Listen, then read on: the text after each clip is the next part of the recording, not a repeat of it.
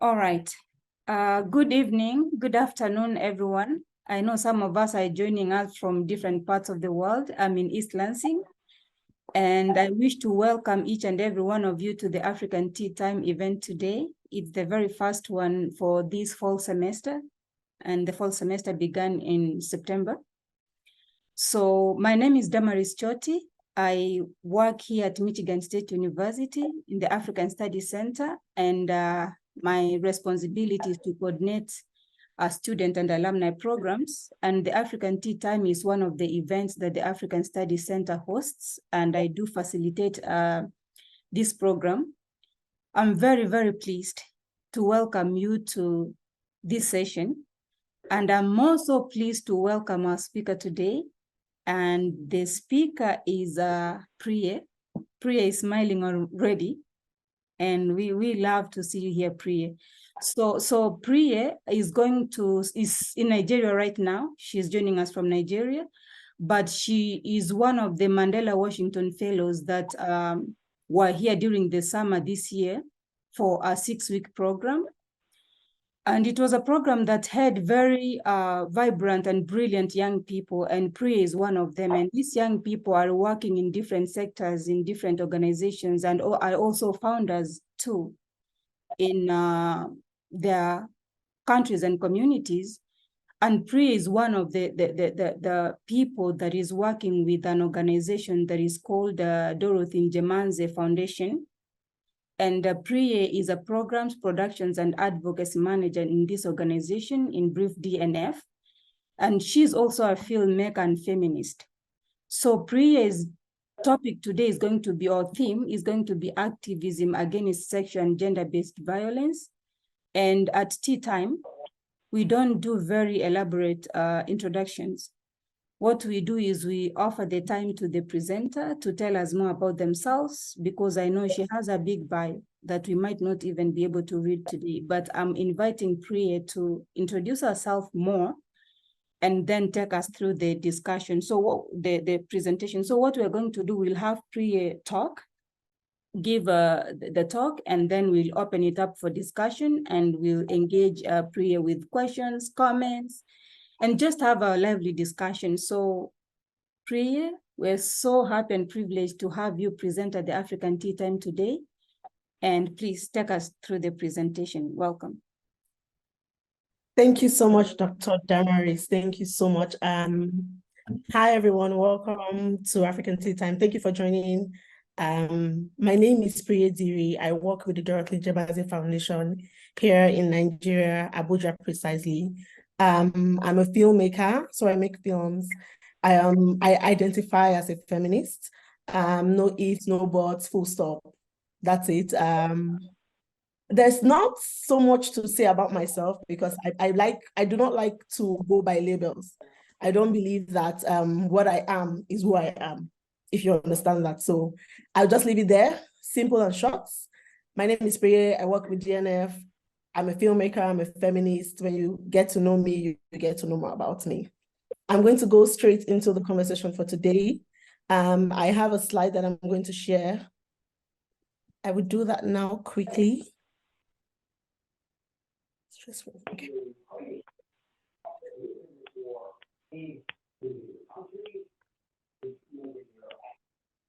Yeah. Yeah. Can you see my screen? Yes. Yes, we can see it. If you can make it full screen. I think it's just, yeah. Oh, this is better. Sure. Yeah. So again, my name is Priye. I'm going to be talking about the work that we do at the Dorothy Njemanze Foundation here in Abuja, and how we're addressing sexual and gender-based violence. There's a statistic around the world that says 1 in 3 women and girls would experience sexual and gender-based violence. Many times, many people say, God forbid, when you read those kind of statistics. And I'm saying this because I come from a very religious country, where a lot of times people will always want to pray things away, whereas these things happen. DNF, Dorothy Njemanze Foundation, is a survivor-run organization. What that means is that the people who work with DNF are survivors of sexual and gender-based violence, myself inclusive. We work with survivors and for survivors. We are a feminist organization. We're a not-for-profit organization, and we work around sexual and gender-based violence using a three-pronged approach. Our first approach is media advocacy for grassroots reorientation. Our second approach is response to sexual and gender-based violence. And the third approach is improving the well-being of first responders. That being that the people who work on the front line are the first responders of sexual and gender-based violence, are the people who get the first call when someone has been raped to respond to them. As a one-stop center, DNF provides direct, free and confidential and real-time first response services to victims of sexual and gender-based violence in Nigeria, in Abuja. Part of the work that we do is we provide medical law enforcement. I'll get into that. But this is our DNF Survivor Support Center, where Nigeria's first 24/7 rape crisis center. There is no organization or not even the police response to sexual and gender-based violence round the clock 24/7, but we do. And what that means is that our lives are constantly put at risk. I know many people who are here on this call have witnessed us work late into the night. 2 a.m., 3 a.m., 1 a.m., we're out at night assisting survivors, making sure that people are safe, making sure that we're taking them from harm and putting them in a safe place. So this is our administrative office. This is where all of the work happens. This is where we break our backs, as I would like to say. It's doing a thankless job just to make sure that survivors in Nigeria are safe from sexual and gender-based violence. We also have our shelter. I could not put the picture of the shelter, mainly because it's a safe space for women and girls. And so putting a picture of the building would jeopardize the essence of the facility. So you have here a survivor, 2 survivors, 3 actually, sitting watching the TV in the parlor upstairs, 1 person making another person's hair. We have some of the rooms here and then the kitchen. Just a picture to show you what the shelter looks like. I will get in depth now into our approach and how we do the work that we do. Our first work is media advocacy for grassroots reorientation and prevention. I like to say that because under our media advocacy for prevention and grassroots reorientation, we do a lot of work. One of them that we did last year is called the Human Matter, Survivors' Point of View. So we did a story exhibition in Nigeria where we shared survivors of sexual and gender-based violence. We shared their stories real time. We had an outdoor exhibition that was on for about 20 days, where we had people come in to interact with stories of survivors. So the stories that we displayed during this exhibition, if you can see on the picture, it says day 8. Some of the stories that we displayed are very intersectional stories. And these are all the stories that, most of the stories that we've worked with. We did this because we wanted to let people know that sexual and gender-based violence is persistent and it occurs across all parastatals, across all genders, across all intersections, which is one of the reasons why we did the Survivors' Point of View exhibition. Now, what this did for us is a lot of people who came to see the exhibition, many people said they didn't even know that, oh, this happens to rich women, or this happens in religious homes, or this happens, I would quote one person specifically. There's a story of a woman who was a bank manager, and she had met this person and has somehow gotten married to this person. And he made her believe that he was the man of the house. As we know, he was the man of the house, and she had to leave her job. So she resigned just so that she would be submissive to her husband. In the long run, he started to sexually and physically abuse her, and she needed a safe space. So we took her into our shelter. Now, people kept saying they did not understand how this woman would leave her job. She had a property that she put in his name. All of these things are things that women and girls have gone through in the past. Women and girls are still going through, just to prove that they are, in quote unquote, they are women according to society's standards, which are the social norms. Part of the work that we did with this exhibition was we had people come in and they viewed the exhibition. We had people tell us what they thought about the stories they saw. They had breaking stories they saw. The story of a 3-year-old who was raped by a 70-year-old man. these are the things that we have displayed so that people would understand that this happens in society. And then we began the conversations on how do we then help survivors? We're not just showing you stories, but how do we help survivors? How do we make sure that people who go through sexual and gender-based violence have the help that they need to heal from this process? Another thing that we do is called the Active Bystander Intervention Training. Now, we do the Active Bystander Intervention Training every month, where we train people to learn about how to be active bystanders. Why do we do this? We believe that to end sexual and gender-based violence, we have to have a community response. Everyone has to be able to put their hands together and say no to violence when it occurs. A lot of times, many of us are passive bystanders. When we see sexual and gender-based violence happen, or we see something that is not right, we tend to feel like it is not our business. That's how they always do. They're always fighting. Let us mind our business. Let me stay on my lane. I don't want to interrupt in husband and wife matter. Those are some of the things that we've heard people say. The reason that we've been doing this training is because we're letting people know that it takes a community to eradicate sexual and gender-based violence. Everybody has to be involved. Everyone has to put all their fingers together or their hands together to make sure that sexual and gender-based violence is eradicated. And so what we do a 2-day training where we teach people how to intervene safely when they predict that something is going to happen. So far, we've trained about 70 people since we started this training. And as a matter of fact, we've had 6 cases reported from the community that we're building. So we're building an active bystander community. And we've had 6 cases reported from that community where people are seeing something and saying something. People that would normally see a case of sexual violence and walk past, they are now speaking out. They are now saying, oh, this is something I saw today. Oh, my neighbor was shouting on his wife. And I told him, that's emotional abuse, the way you are speaking to her, it's not okay. People are beginning to identify trends that are abusive and call them out. This is one of the things we're doing under prevention, because for us, this is a means of preventing violence before it occurs. If we're able to stop it and educate people about their actions and their inactions, we can stop sexual and gender-based violence even before it occurs. The hand you see here, so we have a storytelling workshop. We're storytellers at DNF. We believe that storytelling can change the world, can change people's minds, and so we use stories a lot. We have a workshop called From Trauma to Power, where we're training survivors of sexual and gender-based violence on how to regain their voice, use their voices to tell their own stories. We believe that it's not you to tell survivor stories on their behalf. They have to be the ones speaking on their behalf, to advocate on their behalf. Because the thing is, when something happens to you, you're the best person who can describe how it makes you feel.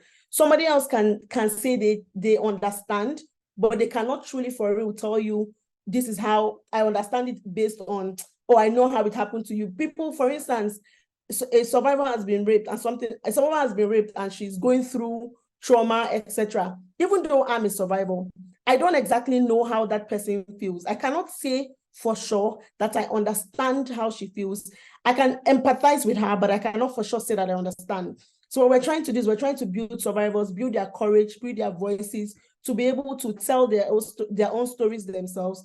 And this way it can help them as they heal. The 4th thing you see there is a video camera. So we make films, we do documentaries, we do short films, we do stage plays. We had a stage play in 2021. We had a stage play in 2021 that talked about the Violence Against Persons Prohibition Act and how people can access justice or access services around sexual and gender-based violence. We also popularized the VAP Act, and we did that using audiovisual. So we have a series on YouTube called the Call It As It Is series. With the Call It As It Is series, we broke down the VAP Act, which is the Violence Against Persons Prohibition Act. We broke down the VAP Act and we dramatized it for people to understand their rights, because we believe that lots of people in local communities and grassroots communities, they do not know that this act exists, for one, and then they don't even know how to access justice using this law that has been passed for themselves. So what we tried to do is we did short 1-minute clips, audio visuals, so that each person that sees it can understand what the law says, what the crime is. For instance, domestic violence is a crime. okay, how does this affect me? If someone does it, does the person go to jail? All of those things were captured in the qualitative audiovisual that we did. What we also have done here is we've done movie screenings. We've done films on access to reproductive health and rights, precisely safe abortion for women and girls. It was called Akachi. We did that because we wanted to teach people that women and girls deserve the right to choose what they want to do with their bodies. And we did that series. We did a film screening in Abuja. We had like 3 film screenings. For us, we believe that the more people see stories, they will begin to relate to the characters. And then maybe we can change minds just by sharing experiences and sharing stories. That's what we do. Those are some of the things that we do under media advocacy for prevention and grassroots fermentation.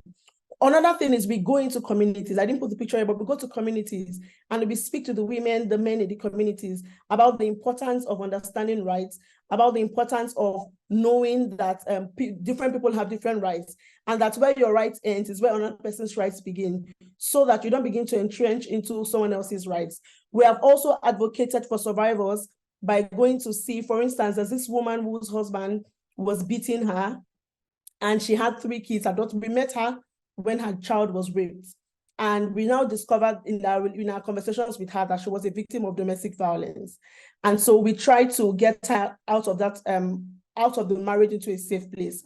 So we rented an apartment for her. But one of the things that we discovered was that the husband kept coming around and threatening her and her kids. And so what did we do? We went to the community. So we went to the community where this violence was happening, and we tried to speak to the chiefs in the community. We advocated on the woman's behalf. We asked that they protected her. We asked that the man doesn't come around the environment anymore since his house was no more there. And just by doing that, we made sure that the woman was safe and her children were able to go back to school. So these are some of the things that we do to make sure that survivors are reintegrated back into society and to make sure that survivors' rights are respected. The next thing that we,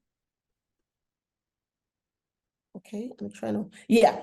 So I have here that in Nigeria, women and girls suffer violence just because they are women. What we do at DNF is we offer a hand-holding system service to survivors. And I'll tell you how we do that. We do that through our response to sexual and gender-based violence. Under our response to sexual and gender-based violence, we offer free and confidential access to medicals. What happens is when a person reports sexual and gender-based violence or sexual violence as it may be, the first thing we do is we take them to the hospital. DNF pays for that medical bill on behalf of the survivors because we understand that many people who suffer sexual and gender-based violence, they do not have resources to be able to go to the hospital themselves. They are from vulnerable homes, they are poor, they do not have resources. And knowing that just going to the hospital would cost you about 5,000 to 10,000 naira to access medical care after you've suffered violence. This is the gap that we feel for survivors. We take them to the hospital, we make sure that they are safe, we go with them to the hospital, which is why I say we offer a hand-holding process. Afterwards, we make sure that they have psychosocial support, which is therapy. We take them to, we have a counselor that works with us. So we make sure that they see the counselor and they speak to the person. Afterwards, one of the things that we do, we report to law enforcement agencies. Depending on the rights of the survivor, what does the survivor want to do? Does the survivor want to report the case or not? So we report to law enforcement agency. And this, does the survivor want to report the case or not, does not apply when the survivor is a child. If the survivor is a minor, we work according to the best interest of the child. So we don't wait and say, oh, does the child want to report? Because the person is a minor, we go ahead and we report because we have the mandatory thing to report those kind of cases. So we do medicals, we do law enforcement support. With law enforcement support, we know that from the country that I come from in Nigeria, the law enforcement, the police, they're not funded. And so we have to basically make sure that for survivors to be able to access justice, we make sure the police has the resources that they need to get survivors the justice that they deserve. It's not a comfortable thing. It's not a thing of pride, but that's something that we have to do. So we do things like paying for transportation for the police to go to the crime scene. We do things like paying for doctor's report so that the police can have it to go to court. We do things like filing for the cases to go to court. Those are some of the things that we do. We also provide legal support. We cannot try cases ourselves, but what we do is we get lawyers that hold watching brief when these cases go to court. And so we have to, and a lot of times we have to pay the police prosecutors for transportation just so that they can make appearances in court and back.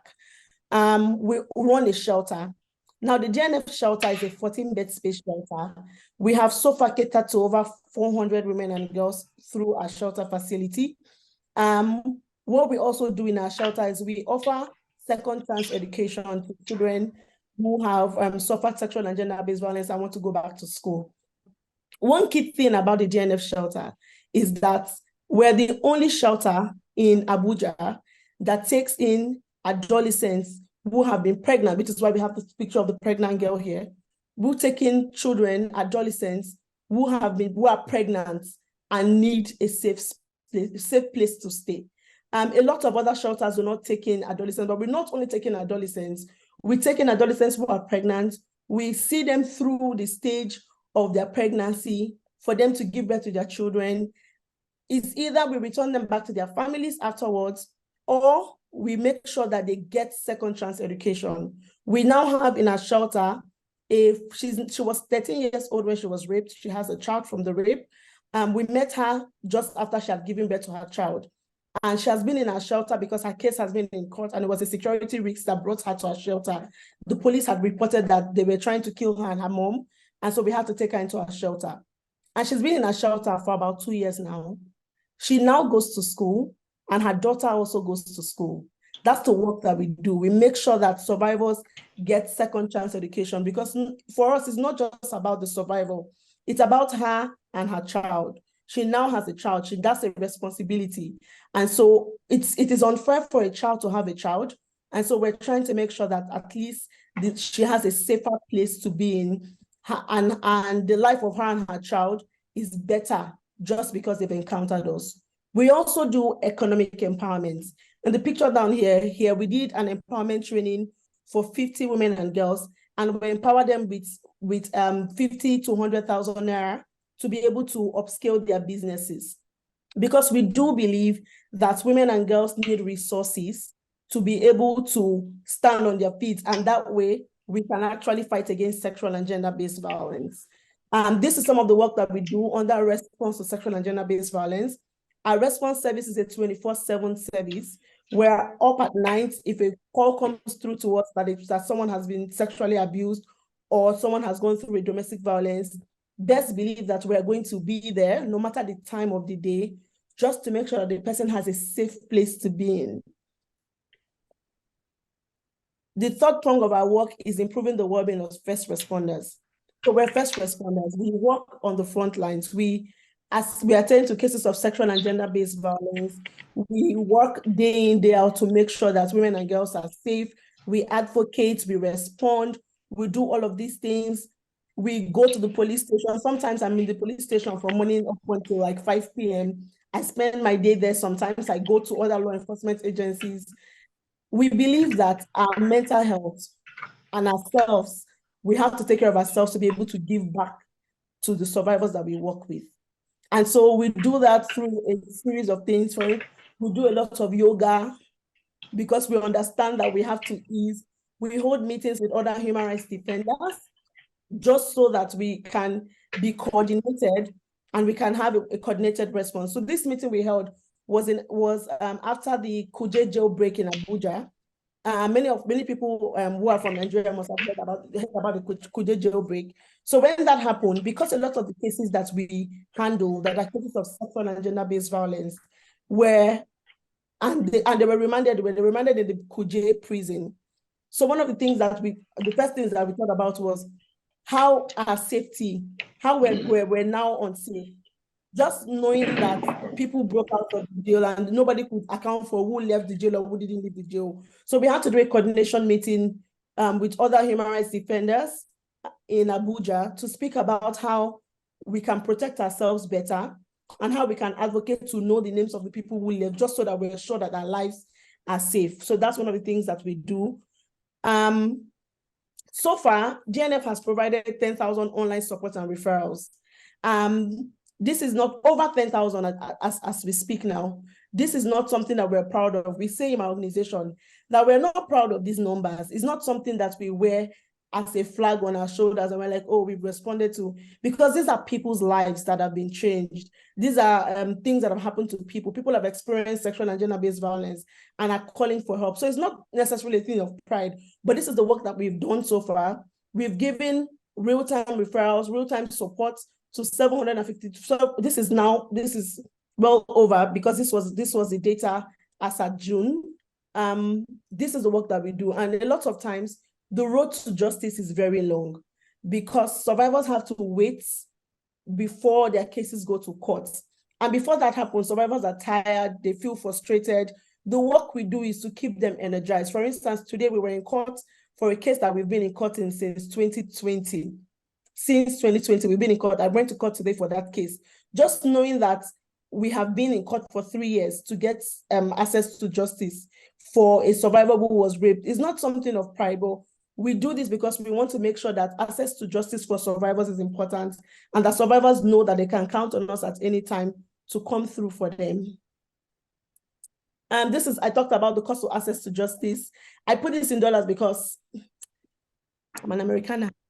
Joking, but I put this in dollars because I thought that I would have a lot of people here, but we know the rates dollar to naira now. So think about this as 4,000 naira, the list of 4,000 naira, just so that you can go to the police and you can get your case reported. And then when you go to the hospital, when you go to court, and these amounts are for every time you go to court, you have to pay a certain amount of money. So for every time your case is adjourned, for instance, the case we went to court today for was adjourned up until November. So that for every time we go to court, we have to pay transportation allowance to the lawyer that comes to attend to those cases. So these are the things that we have to think about. And in the work that we do it gratefully because we know that survivors need us. They need this help. They don't have the means to do it without us. A lot of survivors drop cases just because they say that access to justice is very expensive in Nigeria. So here, there's a petition that I have started, and I'm doing a petition so that we can have free access to medicals for survivors of sexual and gender-based violence. Having a medical report is very important if you're going to pursue a case in Nigeria, because a lot of times you need to prove that it has happened, and the doctor's report goes a long way. I started this petition because I've seen a lot of people drop cases just because they didn't have money to go to the hospital. One case stands out particularly to me.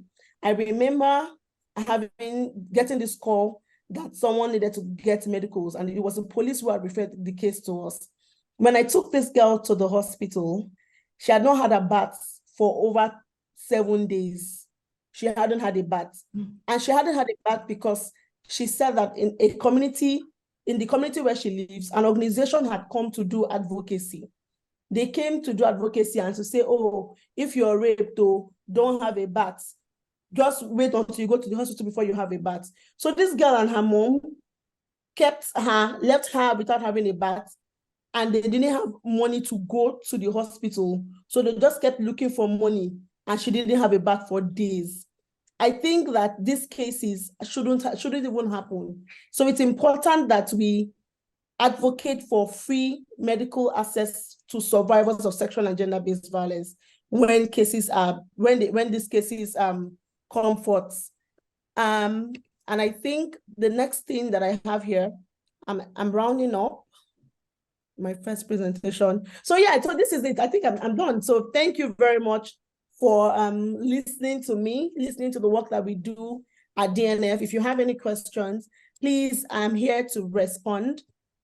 I have just one video to play just before I hand over to Dr. Damaris. Okay, this is the video. Yeah.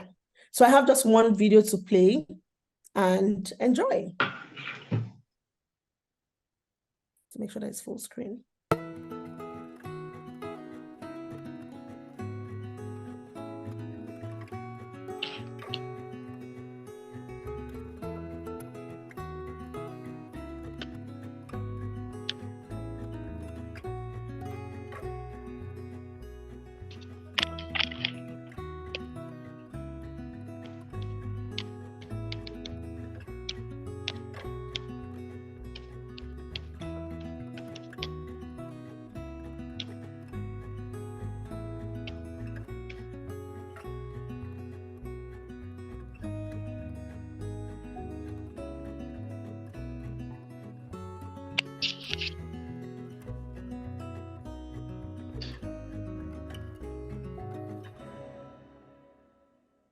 That's it.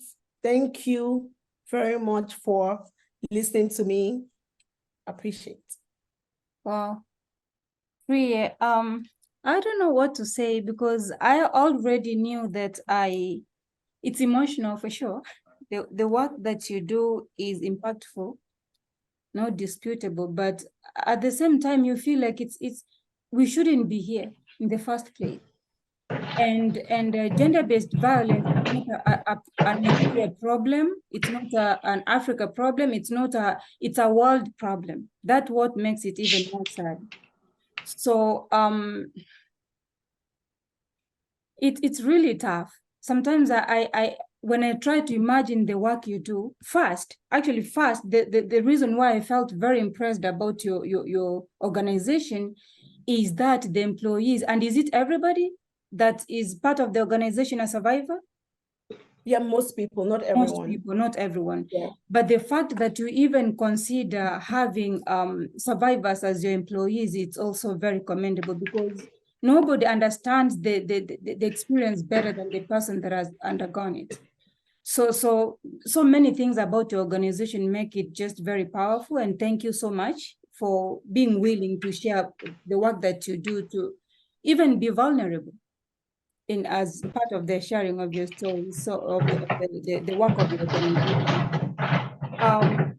One more impressive thing that I think as I was listening to a presentation, it's not just about telling the stories, it's also about educating the community. It's making it a community responsibility for people to be active bystanders, to know that it's not just the survivor's responsibility to speak out, it's also the community's responsibility to be part of this. So it's really touching. It's touching, and I knew that the first time you shared this story about the work that you do, I knew that we really needed to have it at the African Tea Time. Not because, as you said, it's something that you're proud about, but it's work that needs to be done, and it's a trend that needs to stop, but it can't stop unless we put our hands and minds in it. So thank you so much again, Priye, for doing this presentation. And somebody asked, there's no opportunity for questions. There is a lot of time for questions, actually. At this time, I want to open it up for questions, for comments, for any type of engagement that you want to have with Priye. So Ada, maybe I'll give you the first opportunity to speak. If you want to share it on the chat, if you want to just unmute yourself and ask your questions or make a comment, you're welcome to. And everybody else, just raise your hand, put your question on the chat, or just unmute yourself and speak. So Ada, please go ahead.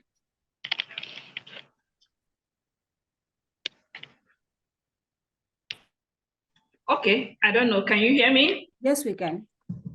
All right. Yeah. So thank you so much, Priye. I'm also in Mandela, Washington. I'm just getting to meet you for the first time today. All right. I saw that on the group, on the Mafian group, and so I decided to join. So I'm glad with all the experience you've had. Myself, I'm quite new into GBV cases, my organization. So my question to you now is, do you wait for the survivors to come to you to report, or come to you before? Because from the data we have, a good number percentage do not get to report because they know them as mainly they might not get justice. Some of them are being threatened, stigmatization, so many things that happens. Excuse me. So what happens to the good number of those survivors who do not get to report? Or your organization, you only wait for them to come and report and then you take action? So let me understand how it works. Thank you. Okay, thank you very much for that question. So for us, yeah, we have a hotline. And so a lot of times the cases that we get are survivors will call in to report. But when we go out to do community engagement and we do advocacy, many times, yes, we get people do not, a lot of times what we realize is people do not even know that what they are going through is violence. Many people do not know that what they are going through has a name to it. So we've heard people say, oh, I don't know, so this thing is emotional abuse. or I didn't say now because of love, my husband, they beat me. I don't know, say now crime. So when we go, that's pidgin English. So when we go, to do this community engagement, we get a lot of cases aside those cases that we get the call for. And one of the things that we've come to realize is a lot of times, even when people report cases to you, yeah, they tend to be afraid. For instance, we have a case that is ongoing now, and it's a case of trafficking and virginity and corrective rape, amongst others.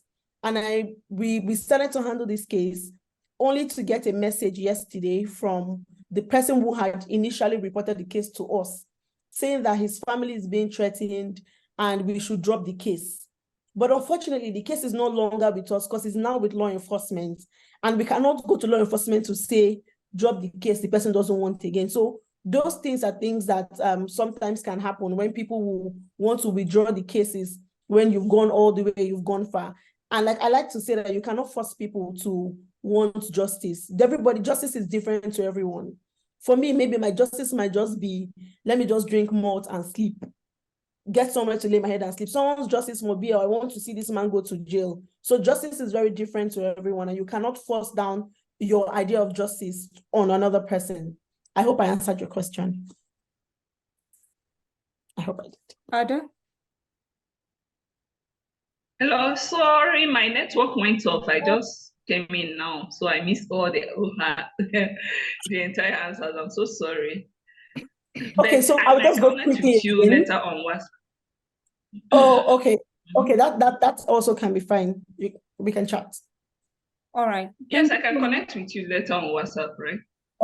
Okay. And also, Ada, Yeah. I'm going to share this the recording to all that participated today. So you'll get the recording and maybe you can review and get the answer from there. But thank you so much, Priye, for that That's response. fine. And then the next person is Dr. Danladi.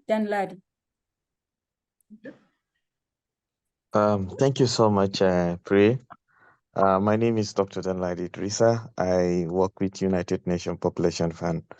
I'm also a fellow, a SGBV specialist. I listened to your presentation with all the rapt attention. Of course, I promised you I'm going to join this presentation, and I'm actually excited. The fact that there are amazing people like you doing what you're doing. The issue of gender-based violence is a very serious issue.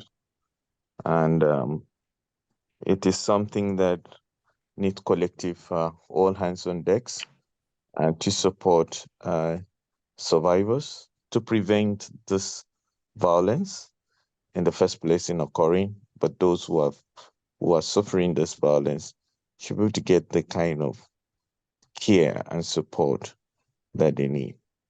Another thing also to ensure that perpetrators are also punished and serve as a deterrent in the society so that this violence will not continue to revolve.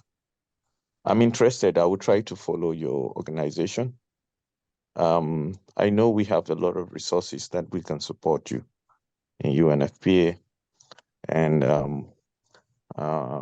we'll get in touch with you to talk with you more. The concept, what you are trying to build, we used to call it now, which is the best concept of us addressing issues of gender-based violence. We call it like the concept of one-stop center. That means that the survivor comes to a certain facility and she gets every support that she needs. And she doesn't need to go out telling her story over and over again, destigmatized, but of course, in a way that we respect confidentiality and the way we respect them and dignify them and provide them the needed support according to what they want. Just like what I saw on your post before you go in, you talk about survival-centered approach, which is the best approach. Among all the GBV approach of survival. So this is something that we can work with. I think over the week, next month, I will be in Abuja. We started what they call access to justice one program that I knew, because in GBV intervention in Nigeria, access to justice is the weakest point. And I don't think it's only in Nigeria, because if a woman is being raped, she doesn't get the justice. She may get the support, but of course, justice, they will not get it. And it's because the lacunas are everywhere. One of the things we just invented is the which I pioneered in the Northeast, is the forensic lab. I was able to establish a new DNA forensic lab, also that samples can be used to analyze to get the culprit, the perpetrators. So I'm getting support from the Nigerian police, Ministry of Justice, and several stakeholders.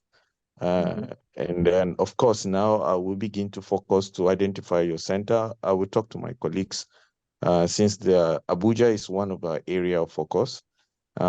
We can be able to see how we can network better and support you with all kind of resources to continue doing the good work you're doing.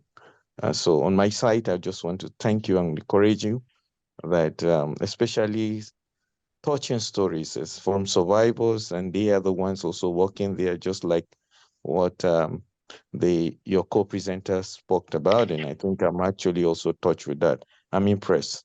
Well done. Thank you very much. Thank you, Dali. Thank you. Thank you so much. Thank you. Thank you so much, Dr. Danladi, for the comments and for the encouragement. And part of what we share, part of what we have this African Tea Time forum is to continue building networks, because it's hard to, for example, the work that DNF does.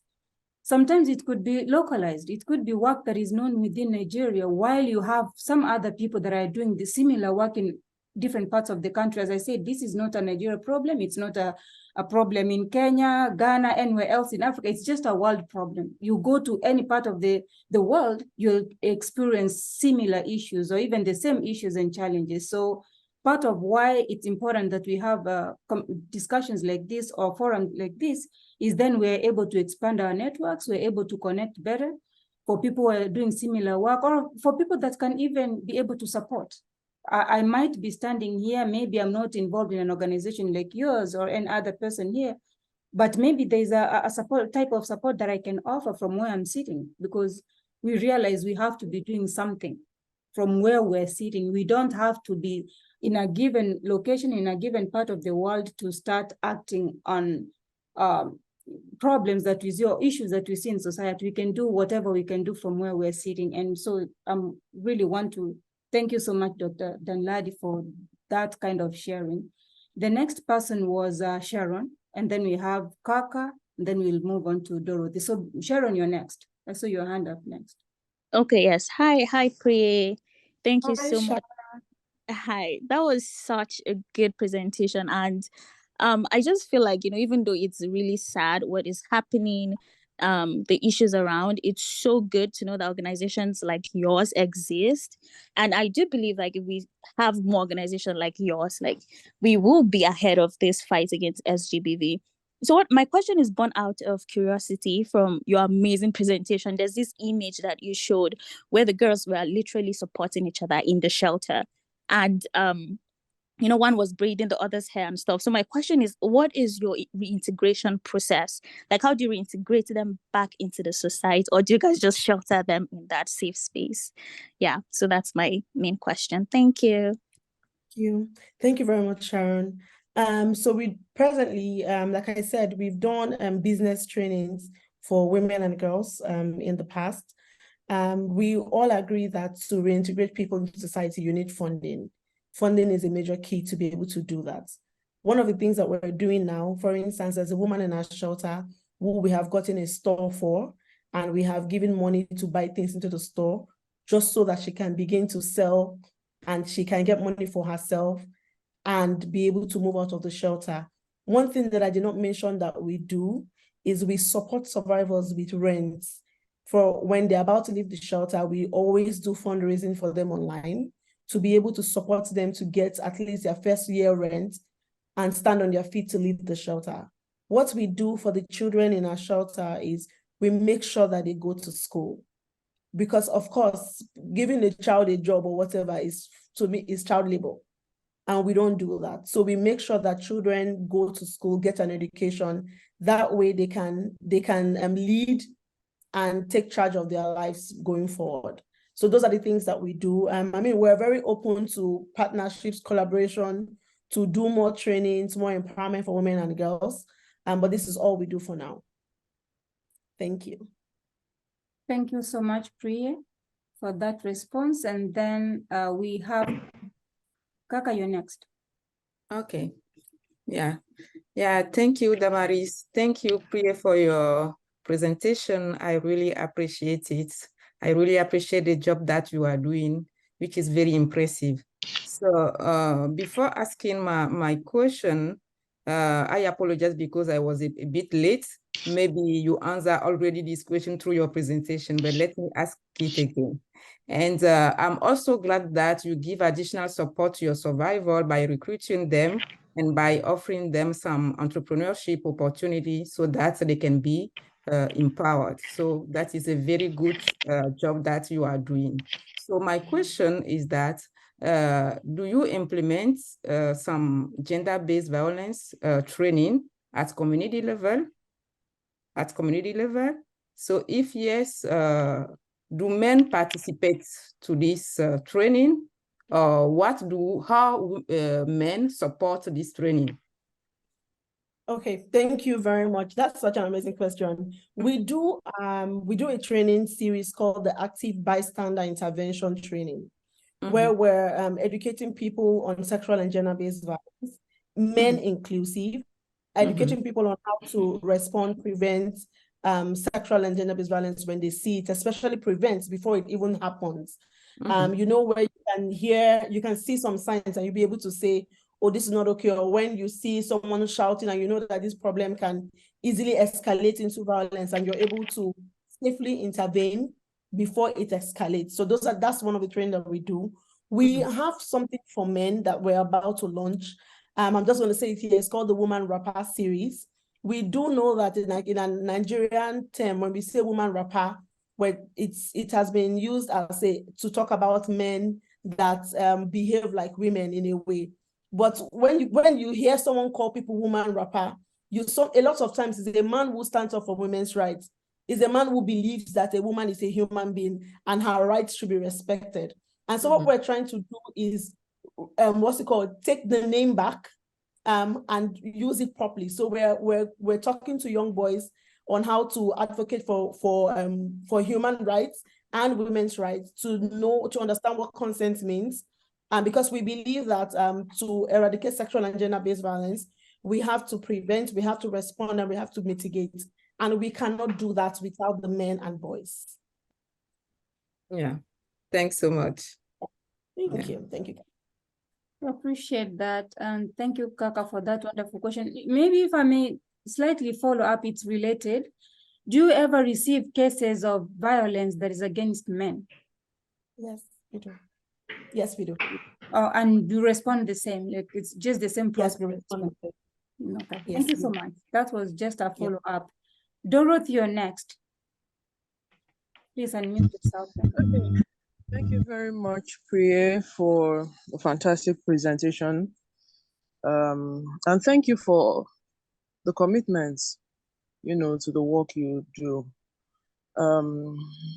As your colleague, working in a space that is not funded, yet people say they want to achieve SDG Goal 5, I wonder how that is going to come through, despite the resources that are dedicated to seminars and workshops, there's actual need for response, funding for response, which is by this. I think there's some noise coming from you. I don't know. Okay, so what I was going to say, to building up to my question, recently there have been the threats, and we've had the situation of people saying, hey, high risk, low pay. And on that strength, on the strength of that risk factor, they have left. You know, they wish us well and they carry on. My question to you, what has kept you going? That's first. And then second, if you were to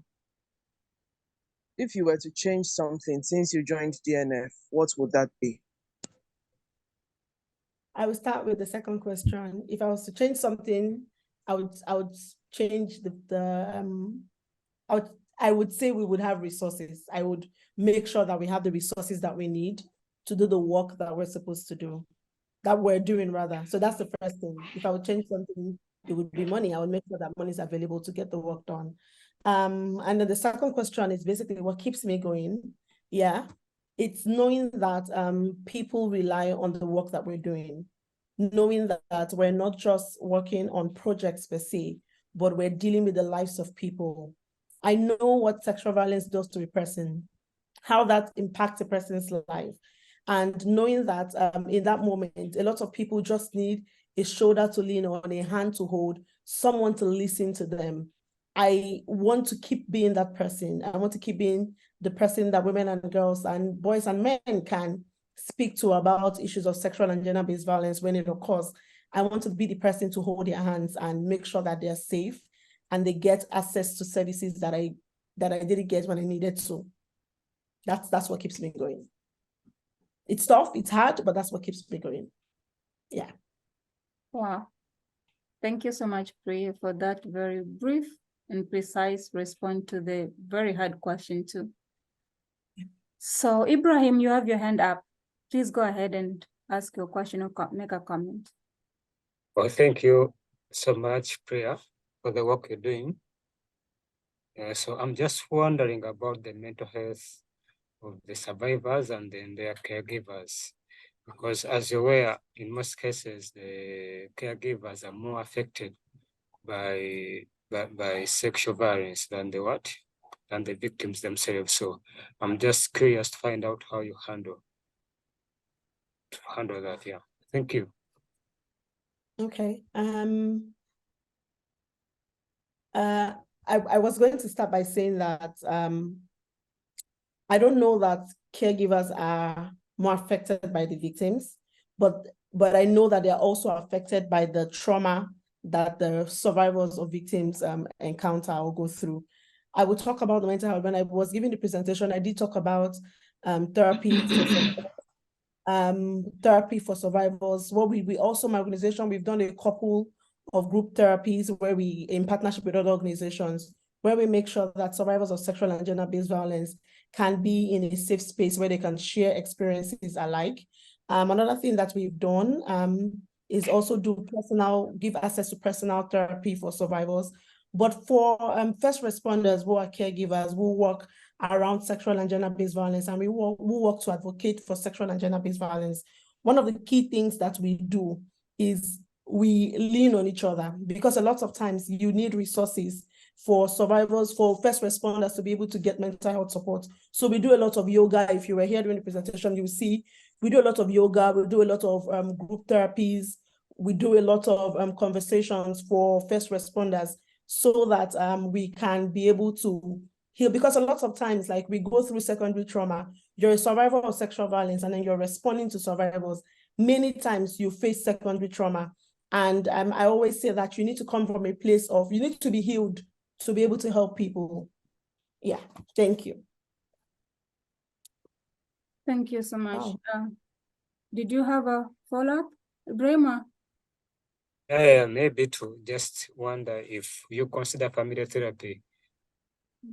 Have you ever considered family therapy as part of intervention? If I consider what I didn't hear you. Whether you consider family therapy. I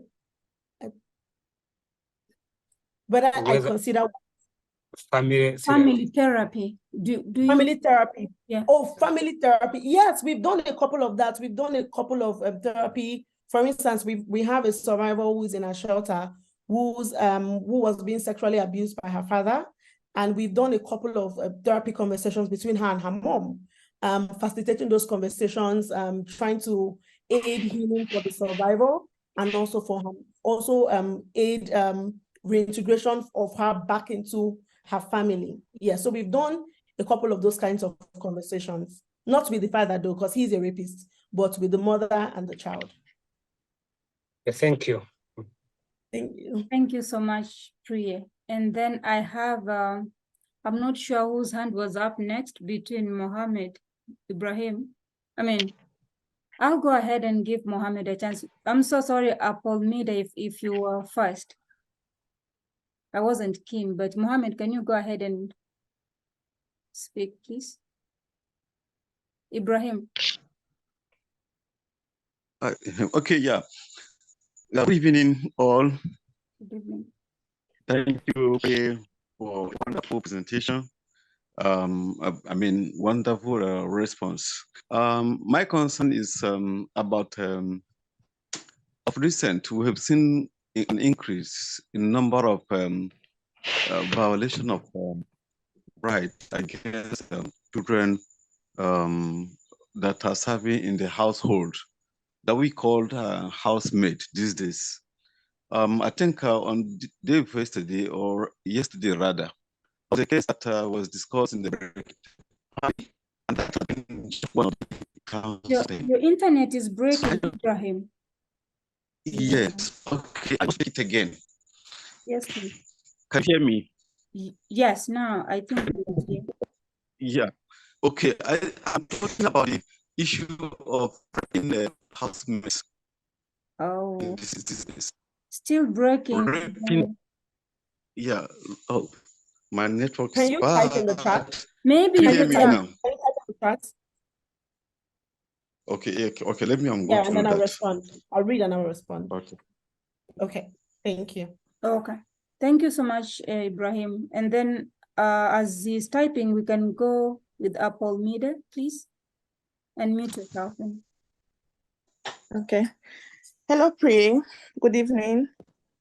Thank you so much for the insight you've given to the work that DNF does, especially for victims of abuse. As you know, research has shown that women with disabilities are at higher risks of abuse, and most at times are invisible based mostly on their disability. And women with disabilities have their own peculiarities when it comes to interventions. So I wanted to ask, how inclusive are your interventions and how accessible is your shelter to persons with disabilities and women with disabilities in particular? Thank you. Okay. I have two questions actually, so when question. you're done, I'll ask the second. Okay, no, you can ask, so I'll write it down and then I can respond to the two others. Okay, so my second question is, how does DNF get resources for the shelter which you run, and how do responders cope with the threats they get on almost a daily basis?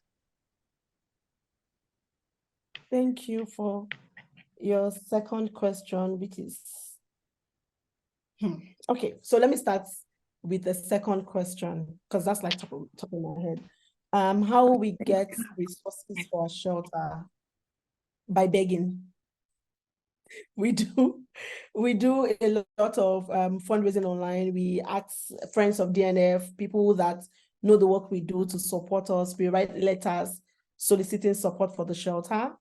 A lot of times we write grant application, and a lot of funders do not want to fund shelters. Why? I do not know, but that has come up a couple of times where funders say, oh, they do not want to fund shelters because it comes with liabilities in those words. So a lot of times we do crowdfunding. We ask our friends, people that we know, to donate to the shelter. We tell people, if it's a bag of rice, bring. If it's 6 tubers of yam, bring whatever you can, just so that the people in the shelter can feed. So yeah, that's how we access funding for the shelter. In terms of threats for human rights defenders and people who work on the front lines, presently my organization is actually going through two actually, from 2 cases we're working on. And we've been trying to get access to funding, just so that we can put, for instance, CCTV cameras in our office.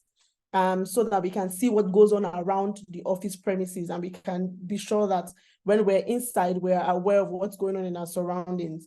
We have asked for armed security because we've had a survivor's brother who we discovered was sexually abusing the survivor. He reported a case that someone else was sexually abusing his sister, and then in the process of investigation, we discovered that he also was abusing his sister.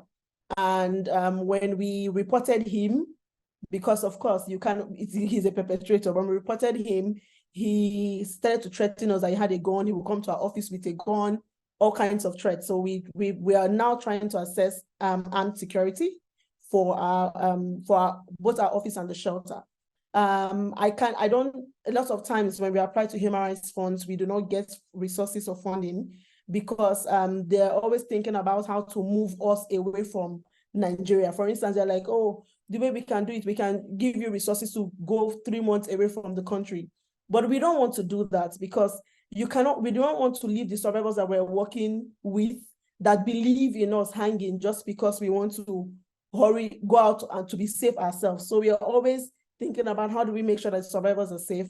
How do we make sure that we're safe? And it's such a tough terrain to work in. Accessibility and our services. Our survivor support center is very accessible. When we moved into the building, there were steps just to get into the building. We had to put a ramp there ourselves, just so that it is accessible to survivors who are persons or women with disabilities. When we do advocacy videos, all of our videos have sign language interpreters in the videos because we believe that it's important to carry everyone along. Nothing about us without us. So we're very, very inclusive in all of our services. Our shelter is also inclusive for persons with disability. Thank you.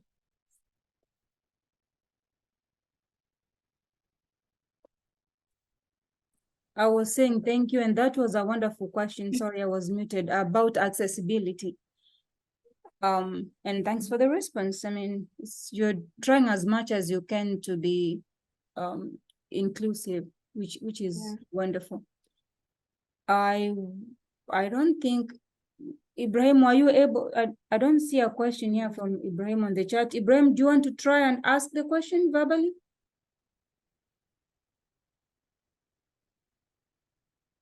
Ibrahim? All right. Okay. Perhaps he's not able to hear us or something. But that's fine. So I don't see any more questions on the chat. Anybody else here who has a comment, question before we wrap this up? Ibrahim, I see your hand up still. So if you can hear us, please go ahead and ask the question. Try to ask. I know your internet is acting up. But if you're able to ask the question, please go ahead, or you can type the question on the chat as well. All right. Perhaps Ibrahim is not hearing us as for right now. So anyone else? Okay. Yeah, I've already chatted. Oh, you Can you hear me now? Oh, you yes, did. I've chatted, but yes, but actually my question now is all about these housemates that have been raped on daily basis. And there was a case that was discussed yesterday in the Human Rights Radio, Brekete Family Radio. And it was just one out of thousands of them. So I don't know what your organization is doing to curtail all these kind of situations in our society.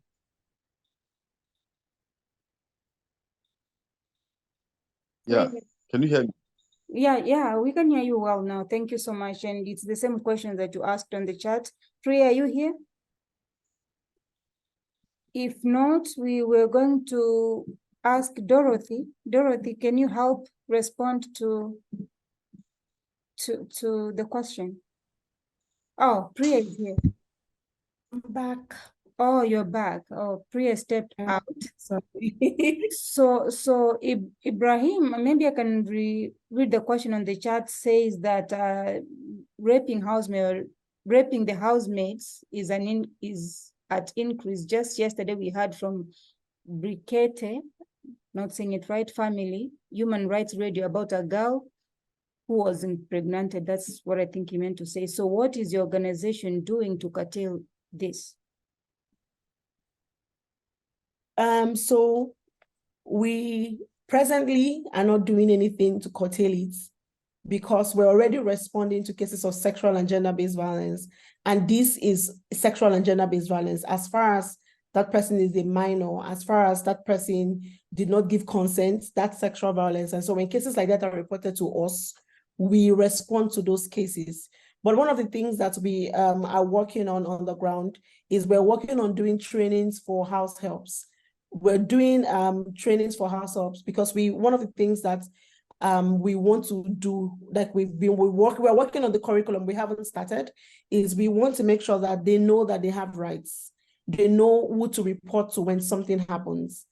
Because we know that a lot of times people who work in as domestic helps, yeah, they are exposed to a lot of violence.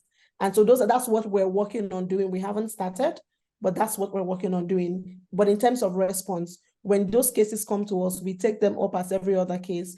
We respond to those kind of cases. We also realize a lot of times these cases are also human trafficking cases. Human trafficking doesn't have to happen when you leave the country. But lots of times you bring people from poor places with the promise of a better life, put them in school, and then you bring them to, for instance, Abuja, and then they are not in school. You just give them at home to work. All of those things are things that are human trafficking. And then when we get those cases, we work with NAPTIP and we report them to NAPTIP. Thank you so very much. Ibrahim, does that respond to your question?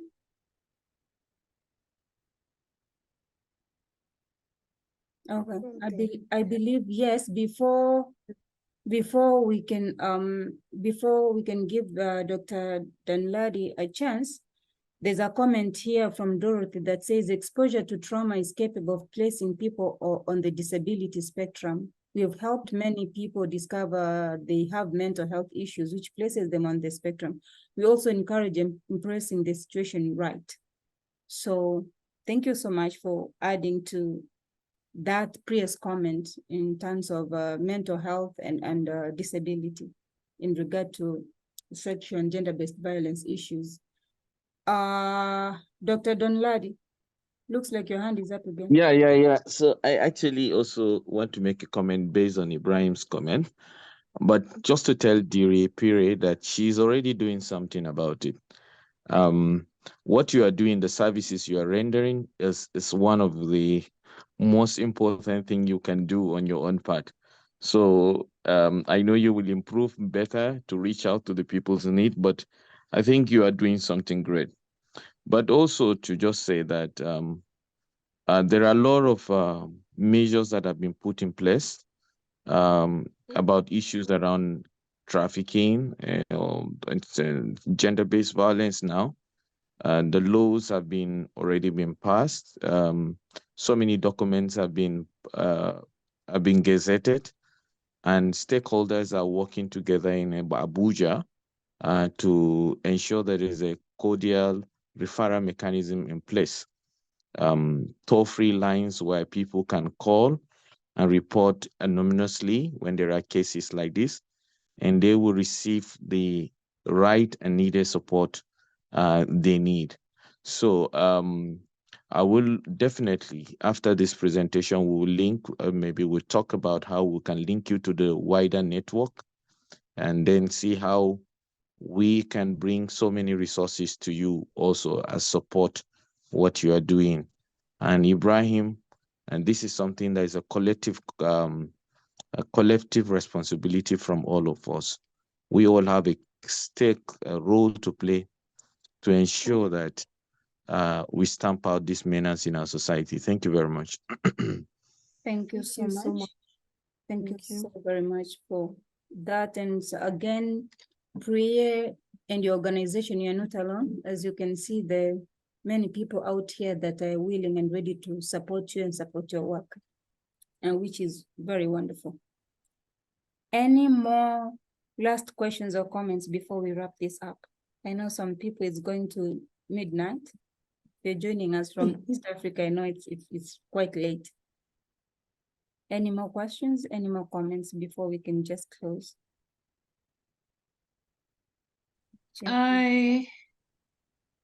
Yes, please, Mimi. Good evening. I don't have a question. It's more of a comment. I would like to just commend Priye and DNF for the work that they are doing. I remember last year, I think it was Christmas Day it was Christmas Day exactly.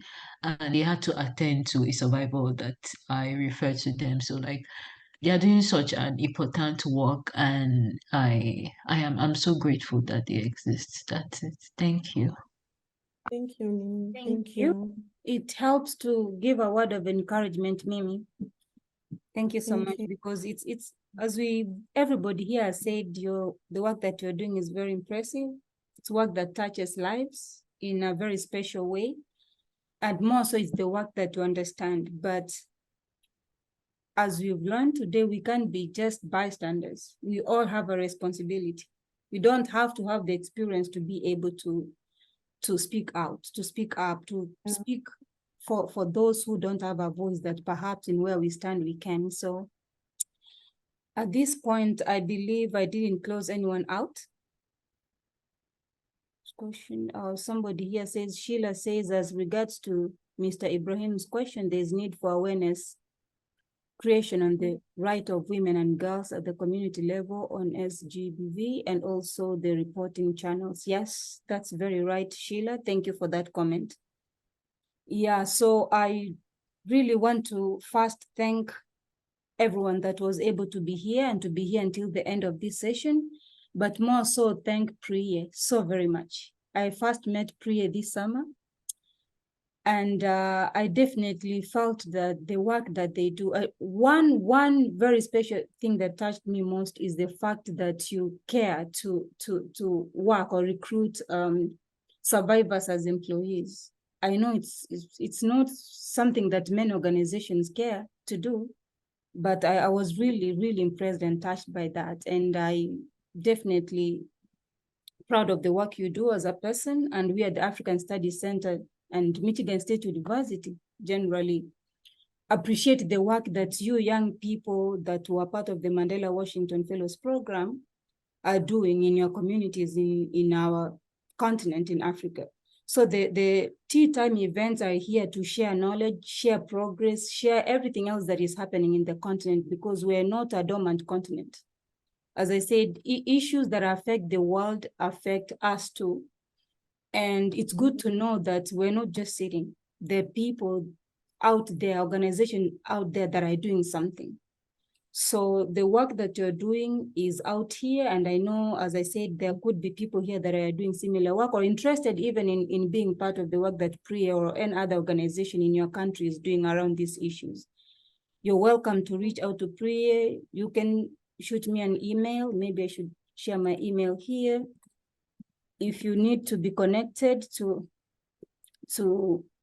the Michigan State University African Studies Center or anybody here in this call, because I'm going to have your emails by default, but I'm not going to use them inappropriately. But if you need a connection, for sure, for people that were here with Priye, I'm happy to do that.